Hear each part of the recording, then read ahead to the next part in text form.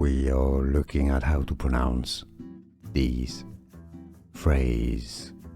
We'll be looking at how to say more confusing expressions and vocabulary from Latin as well. Stay tuned. Panem. Panem meaning bread. Et meaning end.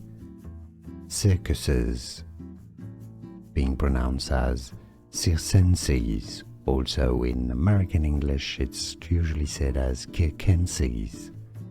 Panem et Circenses, bread and circuses.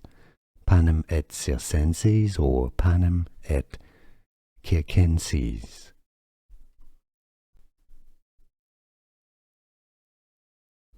We are looking at how to pronounce these phrases. We'll be looking at how to say more confusing expressions and vocabulary from Latin as well. Stay tuned. Panem. Panem meaning bread. Et meaning end.